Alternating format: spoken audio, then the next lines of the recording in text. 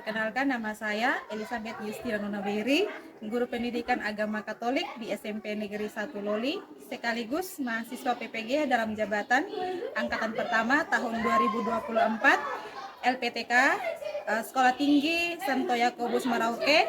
Hari ini tanggal 17 Oktober tahun 2024, saya akan melakukan ujian kinerja di kelas 8 SMP Negeri 1 Loli dengan mata pelajaran Yesus mewartakan kerajaan Allah melalui tindakan dan mujizat. Terima kasih. Siap. Salam. Selamat pagi, Bu.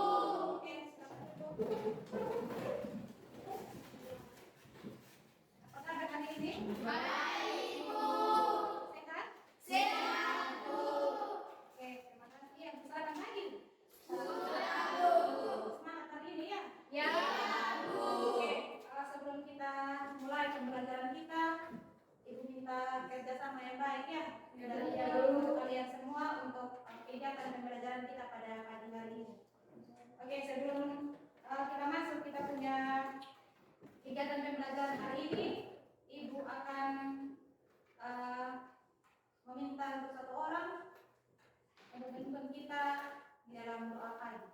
Oke, kita meminta. Tuhan Yesus, terima kasih karena terus memberikan kami dari rumah kami masing-masing hingga kepada tempat ini. Tempat ini ya Tuhan, kami anak-anakmu memulai aktivitas kami. Tuhan tuntun dan sertai kami agar kami memulai aktivitas kami dengan baik. Hanya ingin dapat ya Tuhan, terima kasih, amin. Oke, terima kasih. Oke, sekarang belum berhasil ya. Semua hadir? Hadir, Bu. Oke, terima kasih. Sebelum kita masuk kita punya pembelajaran hari ini, kita reading dulu ya. Oke, silakan berdiri.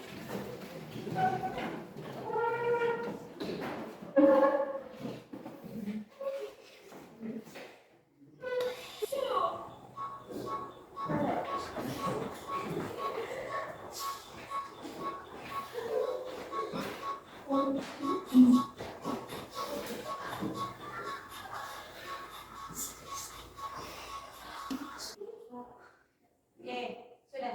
Silakan sudah. Silakan duduk. Terima kasih ya. Ya, Bu.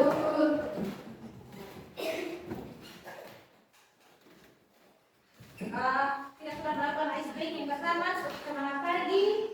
Sekarang Ibu mau memberikan kalian satu dua pertanyaan mengenai pelajaran kita minggu yang lalu ya. Pelajaran kita minggu lalu siapa yang masih ingat? Pelajaran kita minggu lalu siapa yang masih ingat? Yesus. Yesus Mewartakan kerajaan Allah melalui tindakan Oke, jadi ada dua pertanyaan yang Ibu akan sampaikan ke kalian terkait dengan pelajaran minggu yang lalu. Perumpamaan adalah Yang pertama, pertanyaan yang pertama,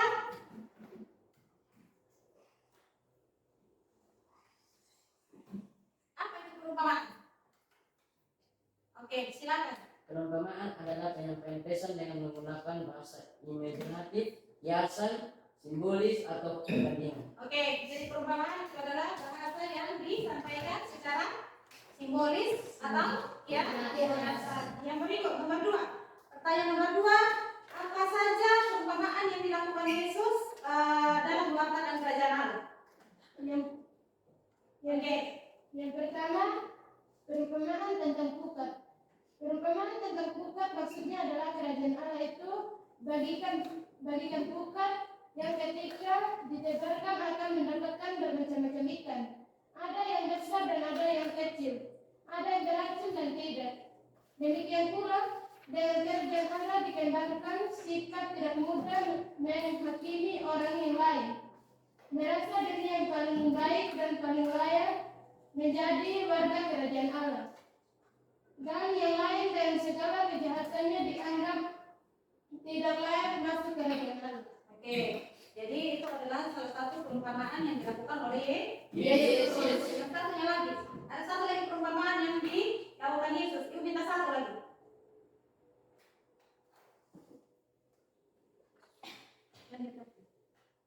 Di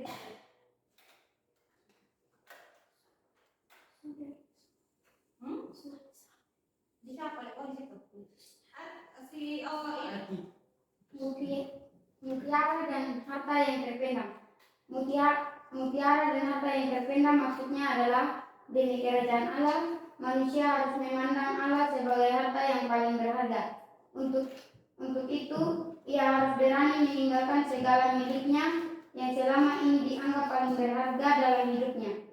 Hidup dalam kerajaan Allah adalah hidup yang penuh sukacita, sekalipun itu mencapainya seseorang harus berani meninggalkan segalanya. Oke, jadi itu adalah bentuk perumpamaan yang dilakukan Yesus dalam pewartaan kerajaan Allah. Jadi hari ini kita akan masuk materi pembelajaran kita yang baru, yaitu Yesus mewartakan kerajaan Allah Melalui tindakan dan mujizat. Jadi kita akan masuk pelajaran itu yang sekarang. Yesus mewartakan kerajaan Allah melalui tindakan dan mujizat. Yang menjadi tujuan pembelajaran kita pada hari ini, yaitu yang pertama, peserta didik mampu memahami karya Yesus mewartakan kerajaan Allah melalui tindakan dan mujizat, sehingga dapat ikut serta menjadi pewarta kabar sukacita bagi keluarga, teman, dan orang di sekitarnya melalui perbuatan sehari-hari, sehingga membawa kegembiraan, kedamaian, dan sukacita bagi banyak orang. Kita dituntut untuk bisa memberikan kebahagiaan bagi banyak orang tentang apa yang harus kita lakukan. Jadi sebentar kita belajar banyak bagaimana Yesus itu memperlihatkan kepada kita di mana dia melakukan mujizat, dan itu yang akan kita ambil. Intinya yang kita ambil bagaimana caranya kita melakukan itu dalam kehidupannya kita sehari-hari. Oke, jadi sekarang Ibu bagi kamu dalam kelompok, jadi seorang 3 kelompok ya. Kamu akan mengerjakan dari 3 kelompok kamu akan mengerjakan soal, dan kamu akan mempresentasikan di depan sebentar. Jadi masing-masing kelompok akan mengambil poster atau gambar yang ada di ibu punya depan sini. Masing-masing kelompok bisa utus satu orang untuk ambil gambar yang ada depannya ibu. Sekarang utusan masing-masing kelompok satu. Oke, silakan sini. Coba kalian amati. Kalau sudah diamati, ibu akan membagikan lembar kerja yang harus kalian kerjakan dan disesuaikan dengan gambar yang ada di tangannya kalian.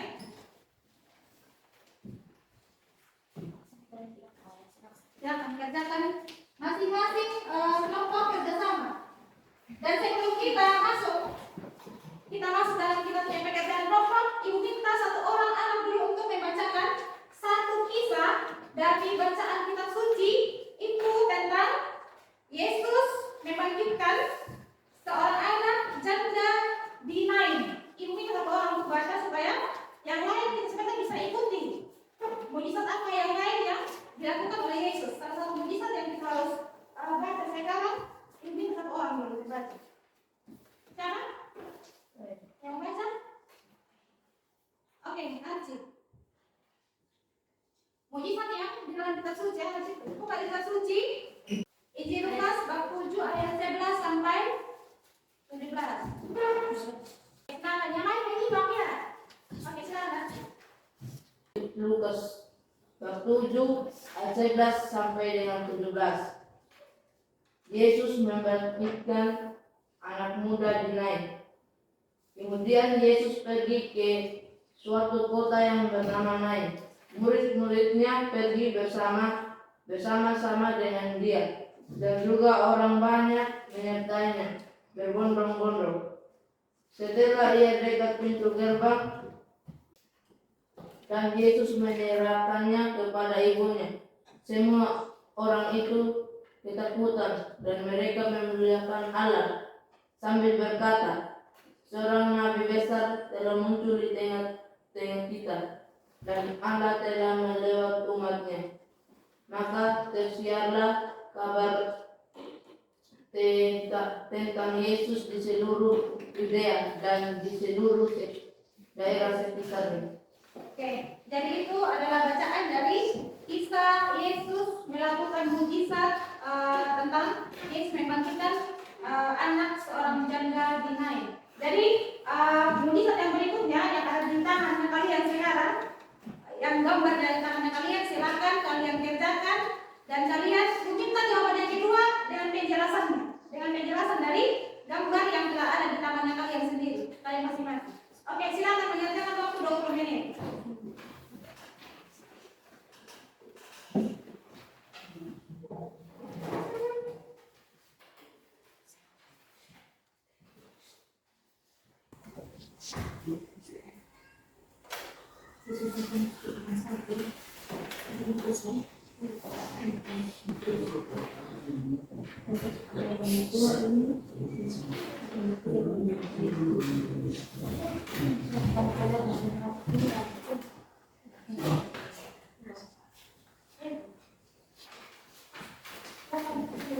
Oke,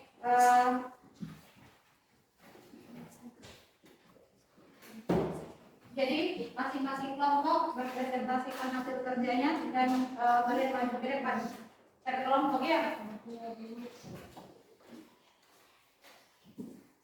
Baik, untuk presentasinya Ibu minta untuk kelompok yang pertama. Silakan rekan-rekan di bagian depan untuk mempresentasikan hasil kerja kelompok.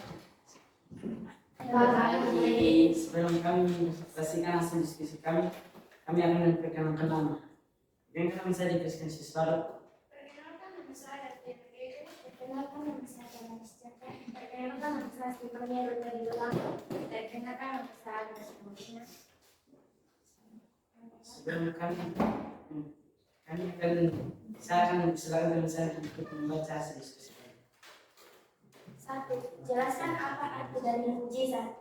Mukjizat adalah peristiwa luar biasa yang terjadi di luar hukum alam dan dianggap sebagai intervensi ilahi. Dalam konteks agama, mukjizat seringkali dilakukan oleh nabi atau tokoh suci untuk menunjukkan kuasa Allah, memperkuat iman umat, atau menyampaikan pesan tertentu. Mukjizat dapat berupa penyembuhan, perubahan alam, atau peristiwa yang tidak dapat dijelaskan secara logis. Nomor 2, menyebutkan mukjizat yang dibuat Yesus dalam kitab suci beserta penjelasannya. 1. Yesus mengubah air menjadi anggur. Mukjizat ini menyoroti beberapa hal penting. Perhatian Yesus terhadap kebutuhan manusia awal pelayanannya dan simpel perjanjian baru yang dibawanya. Ini juga mengajak orang untuk percaya pada kuasanya, menunjukkan bahwa dia mengubah situasi yang sulit menjadi berkat. Yang kedua, Yesus menyembuhkan orang buta. Dalam kisah ini, Yesus sedang berjalan melalui Yeriko. Ketika seorang pengemis buta bernama Bartimeus mendengar bahwa Yesus lewat, Bartimeus mulai berteriak, memohon agar Yesus mengasihaninya. Kuasa Yesus, mukjizat ini menunjukkan kuasa kuasa Yesus atau penyakit dan kebutaan, menegaskan identitasnya sebagai Mesias. Tindakan Yesus mencerminkan kasihnya terhadap orang-orang yang terpinggirkan dan membutuhkannya, menunjukkan bahwa tidak ada yang terlalu kecil untuk perhatiannya. Yesus keseluruhan.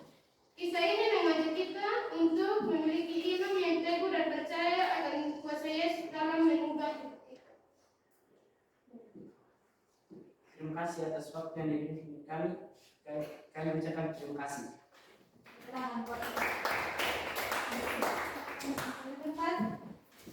Oke, itu hasil presentasi dari teman-teman kita dari kelompok besar. Itu memberikan waktu yang seluruhnya untuk kelompok 2. Nah, silakan untuk mempresentasikan hasil diskusi mereka.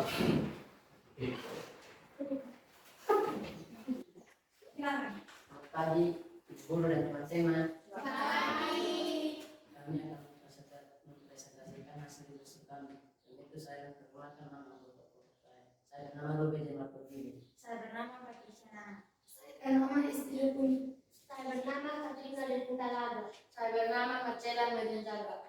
Saya akan mempersilakan teman saya untuk membaca. Dalam Lukas 7 ayat 11 sampai 17. Yesus membaktikan anak seorang janda di Nain sebagai contoh dari kisah kuasanya. Ketika Yesus melihat janda yang berduka karena kehilangan anaknya, dia merasa tergerak oleh belas kasihnya. Peristiwa ini menunjukkan bahwa Yesus tidak hanya memiliki kuasa atas kematian, tetapi juga memperhatikan kepeduliannya terhadap penderitaan manusia. Mukjizat ini berfungsi sebagai tanda bahwa kerajaan Allah hadir dan menguatkan iman orang-orang yang menyaksikannya. Bagi teman-teman ada yang mengerti kami persilakan. Ada yang menanggapi? Oke, silakan. Demikian hasil presentasi kami. Terima kasih.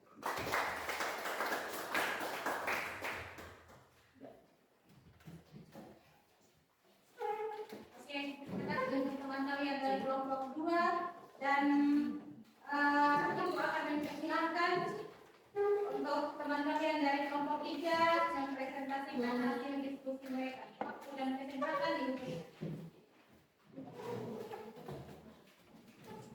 Pagi teman-teman, ibu guru dan teman-teman. Terima kasih atas waktu dan kesempatan yang diberikan kepada kami kelompok 3. Kami akan mempresentasikan hasil diskusi kami. Sebelum itu saya akan memperkenalkan nama anggota kelompok. Saya bernama Arjun Spiri. Saya bernama Maria Magdalena Lado. Saya bernama Marcelina. Saya bernama Rifani. Untuk mempersingkat waktu, saya akan mempersilahkan teman saya untuk mengerjakan hasil diskusi kami. 1. Sebutkan mujizat-mujizat yang dilakukan Yesus dalam kitab suci beserta penjelasannya. Yesus menyembuhkan orang lumpuh. Secara keseluruhan, kisah ini menegaskan bahwa Yesus adalah penyelamat yang mampu menyembuhkan dan memberikan harapan dan transformasi bagi semua orang. Demikianlah hasil diskusi kami. Bagi teman-teman yang menanggapi atau bertanya, waktu dan kesempatan akan berikan. Ada menanggapi? Demikianlah hasil diskusi kami. Atas perhatiannya kami ucapkan terima kasih. Oke, terima kasih dari rekan kalian, teman kalian dari kelompok 3 yang sudah mempresentasikan hasil kerja mereka. Jadi semua yang kalian lakukan itu baik dan yang kalian mempresentasikan itu juga semuanya sangat baik.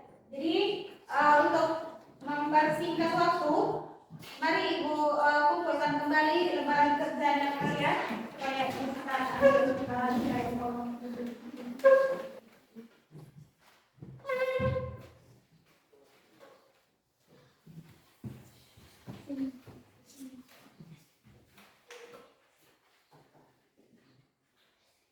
Oke, jadi yang kita pelajari kali ini tentang Yesus melaksanakan atau melakukan keutamaan kerajaan Allah melalui mujizat. Yesus tidak hanya mewartakan kerajaan Allah melalui kata-kata atau perumpamaan, tetapi dia juga melakukan itu dengan tindakan mujizat. Kerajaan Allah diwartakan oleh Yesus itu tidak ditujukan pada satu kelompok saja atau golongan tertentu saja, tetapi itu ditujukan untuk semua orang. Ia merangkul yang baik maupun yang jahat, dan ia juga dapat merasakan bagaimana keselamatan itu harus dimiliki oleh semua orang tanpa memandang dia jahat atau baik. Yesus tidak hanya merangkul sekelompok orang saja, tetapi ia juga ingin semua orang lebih akrab dengan Yesus.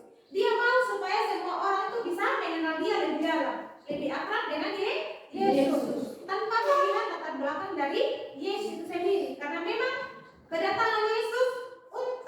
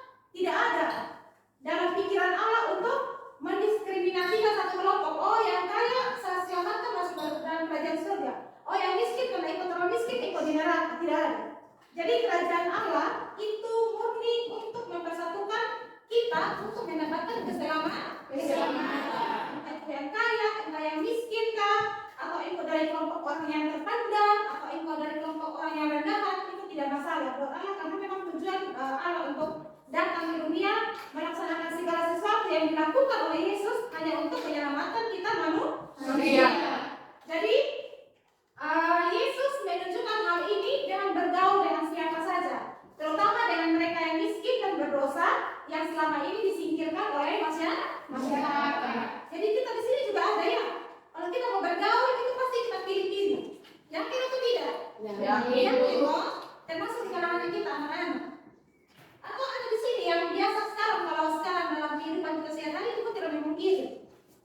Antara kamu sendiri, pasti kamu juga memilih teman yang pantas untuk kalian jadikan teman dan yang tidak pantas untuk kalian jadikan teman. Pasti ada di antara kamu. Ada. Itu kalian lihat dari sisi apanya supaya kalian bisa menangkap bahwa dia itu pantas dari sama teman sedangkan dia tidak. Itu kalian lihat dari sisi apa?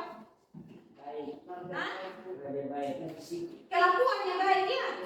Oke, jadi ibu di sini hanya mau menekankan kalian bahwa kita semua manusia yang mempunyai pribadi dan prinsip yang berbeda-beda, karakter yang berbeda-beda. Jadi kita kalau mau mencari sesuatu atau mau mencari orang untuk bisa bersama-sama dengan kita jangan melihat dari kaya, miskin, atau golongan orang terpandang atau orang rendahan, tidak boleh. Jadi yang kita pelajari hari ini, Yesus itu melakukan banyak hal, mujizat-mujizat untuk menyelamatkan kita manusia. Dan bagaimana kita manusia itu bisa menanggapi apa yang dicontohkan Yesus kepada kita. Jadi kita juga bergaul, jangan pilih-pilih engkau bergaul dengan orang kaya, engkau bergaul dengan orang miskin. Akhirnya apa yang diajarkan Yesus kepada kita tidak terlaksana dalam kehidupan kita sehari-hari. Kita rangkul semua siapapun yang menjadi anak Allah untuk kita jadikan teman setiap hari. Tanpa memandang engkau kaya, engkau miskin, engkau orang lemah atau engkau orang kuat. Tapi kalau ibu mau sarankan ya, karena ibu kami ini kan lihat kamu sekarang kan sudah banyak yang main HP toh? Ya, handphone kan sudah banyak ya. Ada juga teman-teman yang lain tidak punya handphone. Ada yang lain kalau kalian punya handphone, kalian pun teman-teman hanya kasih begini ke kepala, tengok kamu buat apa? Kamu pernah lihat? Pernah. Dan yang otomatis yang punya handphone pasti dia akan buat, dan yang tidak punya handphone pasti dia juga akan buat hal yang sama seperti apa di bawah. Kamu coba bayangkan, kalian main HP, sedangkan kalian punya teman yang orang tuanya segala macam tidak mampu, dia tidak main HP. Dan kalian mulai sudah buat untuk kelompok sendiri. Akhirnya yang satu merasa sudah beri normal. Ya toh? Jadi ibu harapkan supaya kalian bisa merangkul satu dengan yang lain supaya apapun yang diajarkan oleh Yesus kepada kita, di mana Yesus mau supaya kita semua dari golongan orang yang berbeda-beda bisa bersatu dalam kerajaan Allah. Jadi jangan ada hal yang mendiskriminasi antara satu dengan yang lain. Oke, dengan mengerjakan mujizat, Yesus memperlihatkan kehadiran kerajaan Allah. Ia sendiri adalah Mesias yang dinantikan. Karena Yesus sendiri adalah Mesias yang dijanjikan Allah kepada kita. Yesus tidak hanya menyampaikan kabar gembira, tetapi dia adalah kabar gembira itu sendiri, atau dia adalah Injil itu sendiri. Jadi Yesus adalah Mesias dan dia juga adalah Injil dari segala sesuatu yang telah disebarkan atau dikabarkan kepada kita. Jadi rahmat dan penyembuhan bagi manusia yang sedang susah itu dari Injil ini sendiri. Sebagai murid Yesus, kita harus mampu meneladani apa yang telah dilakukan dan menyandarkan kehidupan kita kepada kekuatan Allah semata-mata. Jadi kita tidak boleh menyandarkan kita punya kehidupan kepada kekuatan yang lain, tapi kita menyandarkan semua kita kekuatan hanya kepada kekuatan Allah, yang sebagai satu-satunya sumber kekuatan hidup kita manusia. Dan Yesus mewartakan kerajaan Allah melalui tindakan dan belas kasih. Kita pun mampu berbuat belas kasih pada sesama, terutama mereka yang menderita, yang tersingkirkan dan kurang mendapatkan perhatian. Oke, itu yang kita harus lakukan. Itu yang harus kita lakukan sesuai dengan tujuan pembelajaran kita hari ini. Jadi yang dilakukan oleh Yesus sedikit tidaknya itu kita bisa terapkan dalam kehidupan kita sehari-hari. Sedikit tidaknya adalah yang kita bisa petik dari pelajaran hari ini untuk kita bisa lakukan dalam kehidupan kita sehari-hari. Minimal satu atau dua lah yang bisa kita lakukan. Jangan sampai tidak sama sekali. Oke, berikut. Kita sudah masuk pada pertanyaan refleksi buat kamu. Jadi tidak hanya dalam kelas ini saja ibu menceritakan atau menyampaikan bagaimana Yesus memberikan mujizat menyembuhkan orang-orang yang sudah mati atau menyembuhkan orang yang sudah lumpuh bertahun-tahun, orang yang buta bertahun-tahun. Tapi kita juga harus merefleksikan diri kita sendiri, bagaimana kita sebagai anak Allah, apa yang kita harus jalani dalam kehidupan kita sehari-hari. Oke, refleksi yang pertama buat kalian semua. Bagaimana kita bisa menerapkan pengajaran Yesus tentang kerajaan Allah dalam kehidupan sehari-hari saat ini? Jadi itu kamu harus tahu apa yang kamu harus bisa. Yang kedua, dalam konteks kehidupan sehari-hari, bagaimanakah saya atau kalian bisa menjadi agen kerajaan Allah seperti yang dilakukan oleh Yesus? Bagaimana caranya supaya kita tahu itu bisa menjadi agen, bisa menjadi satu orang untuk bisa menyebarkan keselamatan bagi orang lain? Bisa. Yang berikut, bagaimana tindakan Yesus menginspirasi saya untuk berbuat baik kepada orang lain? Apa yang Yesus menginspirasikan apa dalam kehidupannya Yesus untuk kamu contohi supaya kamu bisa berbuat baik kepada orang lain? Kamu menginspirasi siapa? Yesus. Karena dia banyak melakukan perbuatan-perbuatan baik yang tidak bisa dilakukan oleh siapapun pada zaman itu. Jadi banyak pro dan kontra. Jadi kita harus melihat atau mengambil sebagian dari apa yang telah Yesus lakukan dalam kehidupan sehari-hari yang kita bisa jadikan sandaran bahwa kita adalah anak-anak Allah yang benar-benar harus satu dan sama di hadapan Allah. Itu kita manusia. Bisa ini? Bisa. Oke. Masih saya Bapak? Masih. Terima kasih. Karena hari ini kita sudah melakukan atau mengikuti pembelajaran kita pada pagi hari ini, dan Ibu berharap supaya kalian bisa menerapkan apapun yang kita pelajari pada hari ini dalam kehidupan sehari-hari. Oke, sebelum kita menutup pelajaran kita pada pagi hari ini, Ibu minta Archie bisa memimpin kita dalam doa.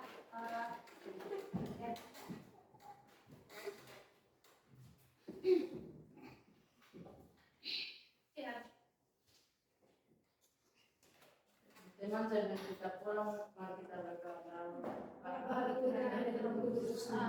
ya Tuhan, terima kasih karena Kau sudah kami dari pagi hingga siang ini. Siang ini Tuhan, kami anak-anakmu sudah selesai belajar. Apa yang kami belajar Tuhan, tolong tanamkan di hati dan pikiran kami agar jadi bekal masa depan kami. Indo dan harapan kami ya Tuhan, demi Kristus Tuhan dan pengendara kami. Amin. Oke, terima kasih. Kita sambut, Pak.